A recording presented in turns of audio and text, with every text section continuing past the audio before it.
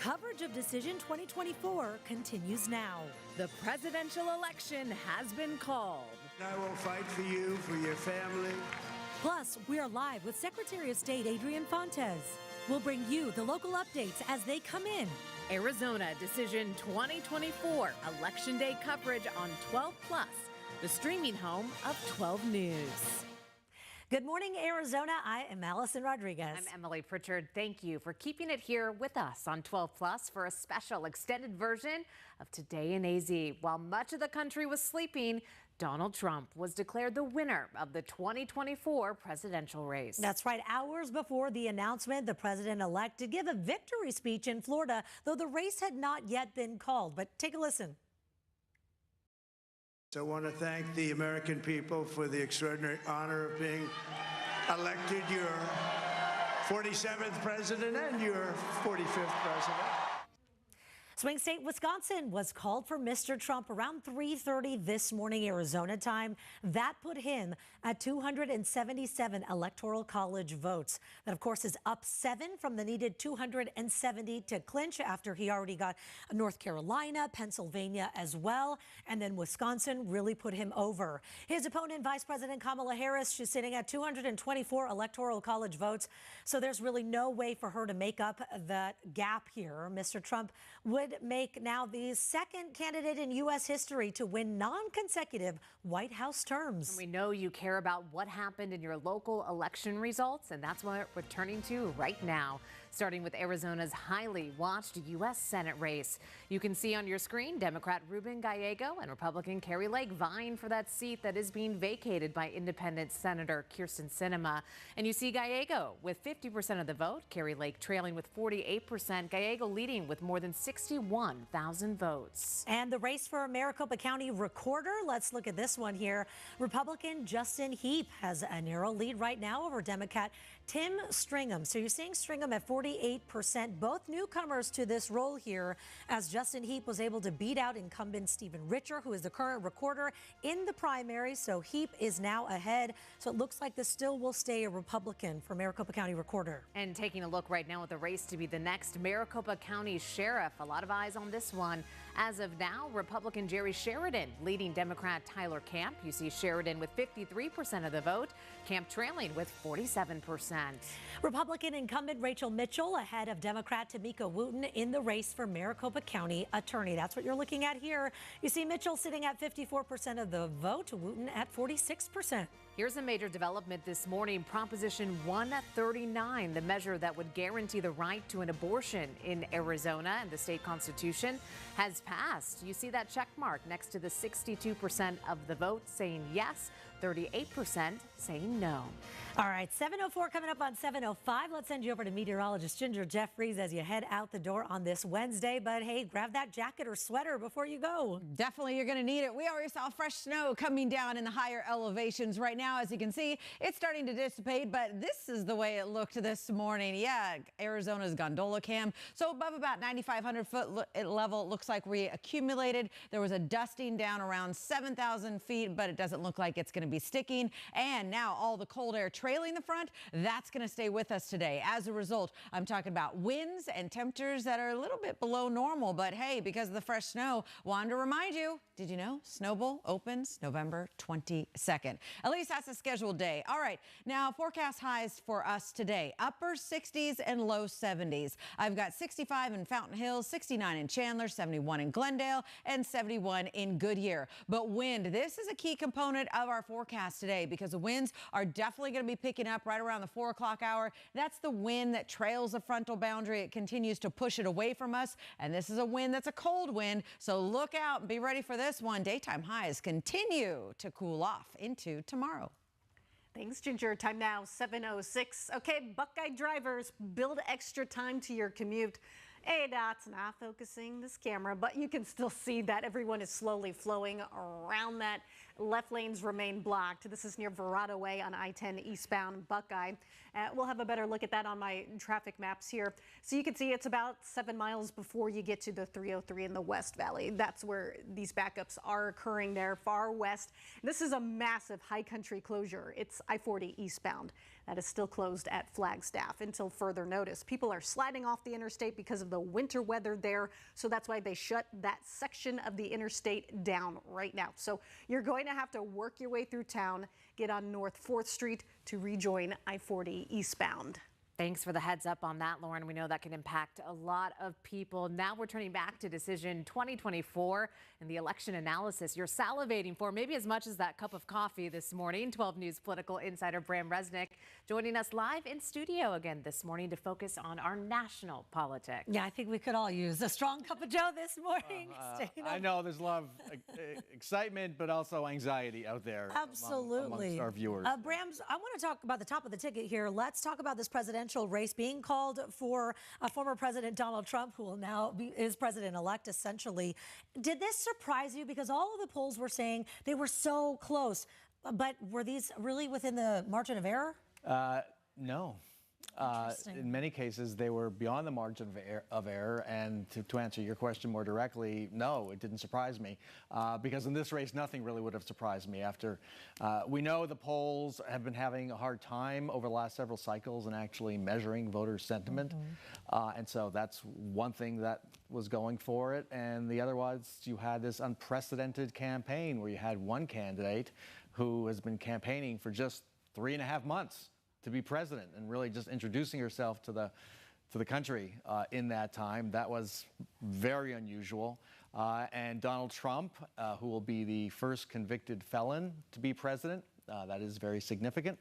That was something we had never dealt with, but apparently that didn't bother a majority, or has not bothered a majority of American voters. And we heard from Mr. Trump overnight. He declared victory a few hours before that race was actually called. But we have not heard from Vice President Kamala Harris yet. Do you feel like this is normal, or is this maybe what you'd expect? No, I believe she's going to make a statement today. Her campaign said last night she would make a statement today, and I would fully expect that to happen. Bitter, hard-fought race. The rhetoric was like nothing we've seen in our lifetimes. The stakes were incredibly high, are incredibly high. And I want to say one word here about the rhetoric Donald Trump used now that he is president-elect. He has said he will start a mass deportation. One of his associates has said that deportation could include the legal citizen children of undocumented immigrants. In this community, that is a siren going off. We have to acknowledge that. I understand there's celebration out there, but that's a very important point to make for the community we live in. We don't know how this will play out. As we've learned, Donald Trump often says things he does not act on, but that is out there. You know, since you brought that up, I kind of want to jump ahead here to Proposition 314, which is the Secure the Border Act here in Arizona, which so far is passing with a pretty good majority lead here. This would allow local law enforcement to enforce some of these immigration rules. So as you're talking about these mass deportations, I mean, what does that look like here? Everyone said this is just the new SB 1070, which we lived through. It seems like this is just going to be a long legal fight.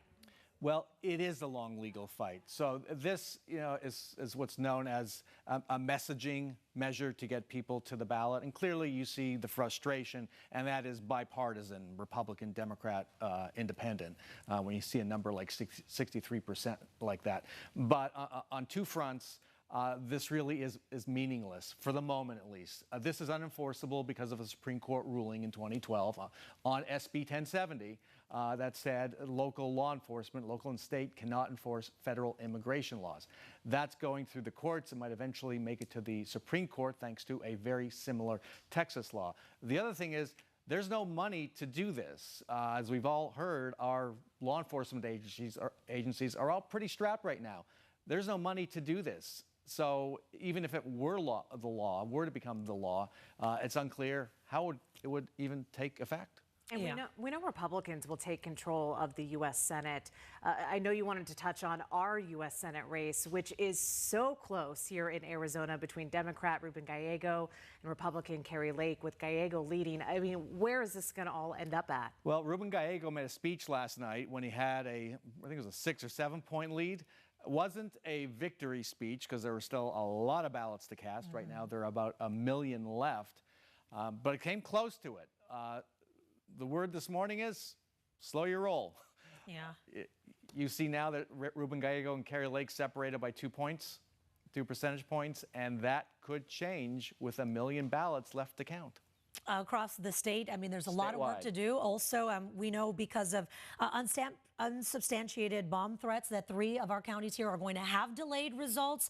And so just every vote counts when you're talking about margins like this. So we're going to have to see how that's going to impact everything quickly because we're running out of time here. Let's talk about Proposition 139. This is the abortion ballot essentially here in our state, and voters overwhelmingly saying yes, which in my mind, it seemed like a lot of a conservative kind of issue on abortion. But when I see the Republicans leading in so many other races, it's interesting how people split. And certainly some of that was those folks in the 62% cast a vote for Donald Trump or Kari Lake. Right. This is a bipartisan. This measure did have bipartisan support. There were 10 on the ballot nationwide last night. This is one of 4, I think, that have passed.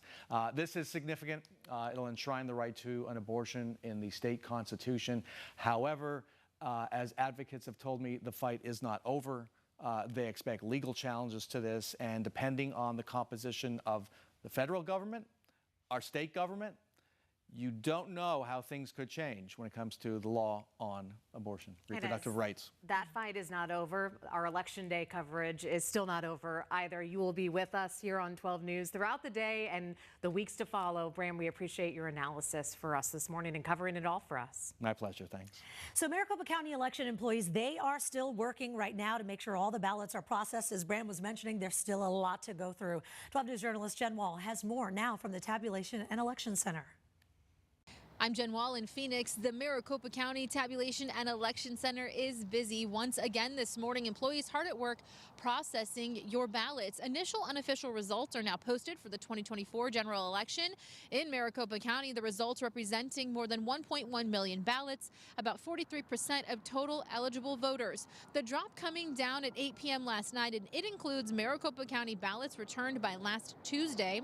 And additional in-person election day results are going to be posted as they're returned from each of the 246 vote centers overnight.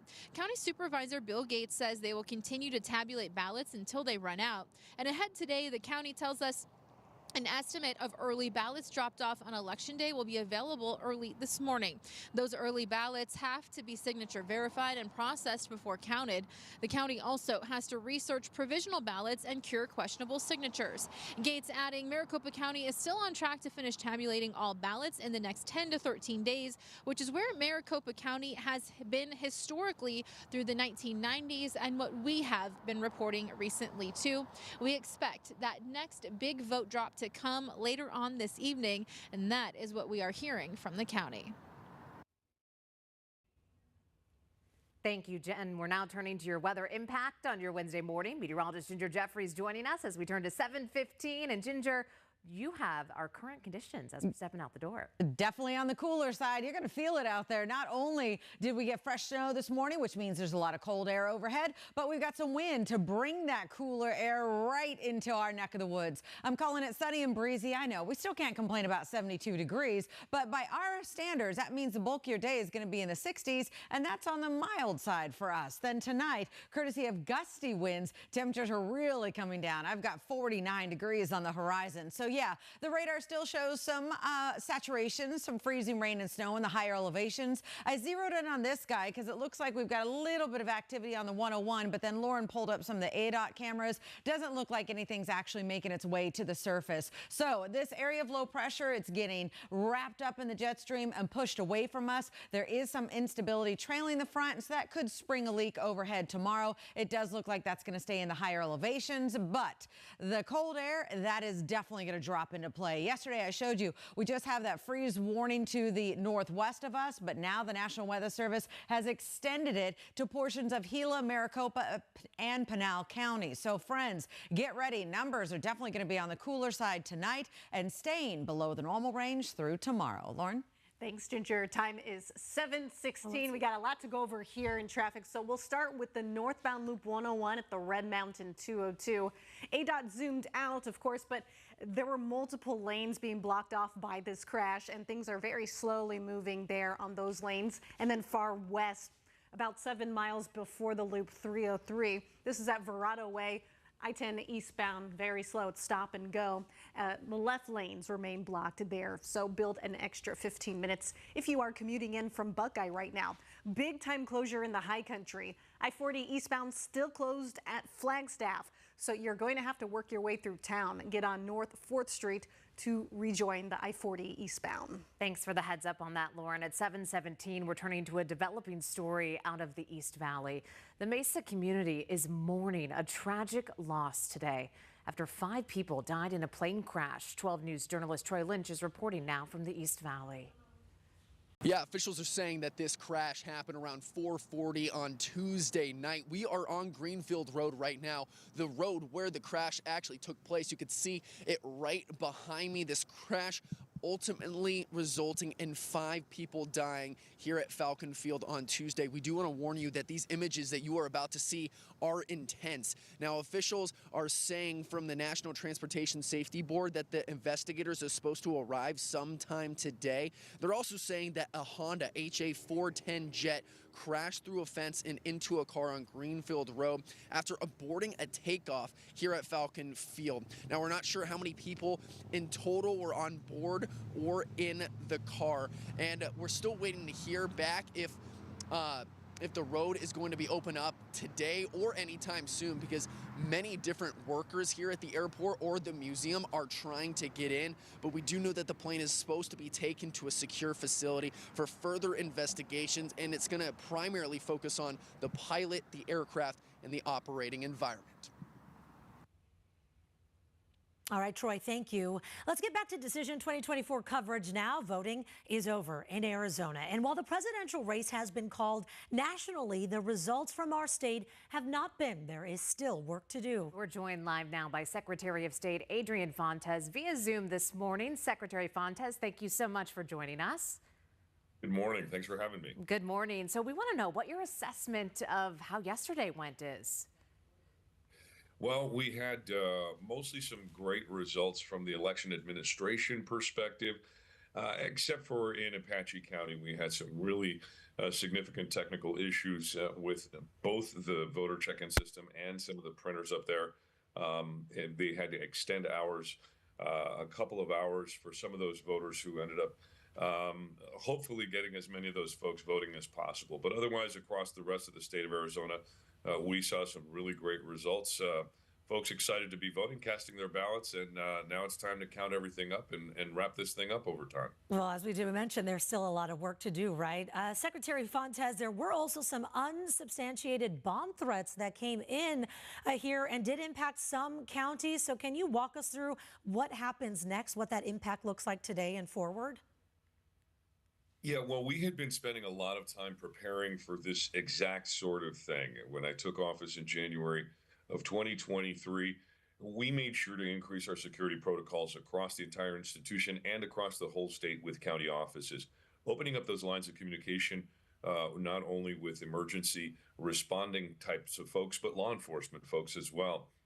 We were able to communicate very clearly up and down the channels with folks in federal, state, and local law enforcement to make sure we were very clear about the nature and type of the threats that were foisted. They did come back unconfirmed pretty quickly, unsubstantiated. They continued to spread through the state as the afternoon and the evening went on. But we saw the pattern really emerge and were not really disrupted too much. There were some minor hiccups, but as soon as everybody was confirming that this was the same basically hoax that we experienced, we could move forward with operations pretty clearly. And I do not think, my information was that no one was ever really in danger. Well, that we are grateful to hear early this morning. And we know you spent the last year trying to get ahead of and also disinformation, warning also about the use of AI. Do you really feel like that message hit voters? I think it hit voters as well as the folks who talk to voters, like folks like you in the media. You know, we did our training with local and national media folks. We did our AI trainings with law enforcement agencies, and of course our elections officials. Look, just because you don't need some of the preparations that you have doesn't mean you're not going to have them ready, right? You got to be ready if the power goes out with those generators. You got to be ready if you run out of paper. This is really one of those circumstances where I'm very glad for the preparation. I'm very glad that folks were vigilant. And we've got to continue to do so. This thing is not over for Arizona. As we know, elections here are a season, not a day. And we still don't have final results. Anything can happen still. We remain vigilant. We remain our eyes wide open, and we will continue to do so until every vote is counted and the election is finally certified at the end. Well, thank you so much, Secretary of State Adrian Fontes, for joining us. I know it has been a busy 24 hours for you, and we appreciate you spending some of your time today with Today in AZ. Thank you so much. I'm happy to be with you. Thank you. Appreciate it. And we also want to say thank you to you watching this extended edition of Today in AZ on 12 Plus this morning. We appreciate you being with us. So keep coming back to 12 News, 12news.com and 12 Plus for all of the latest breaking news, weather, and traffic every morning and all throughout the day today. Remember, our election coverage, post-election day coverage, is not over yet. We will continue that over on 12 News, our NBC channel. We'll see you there.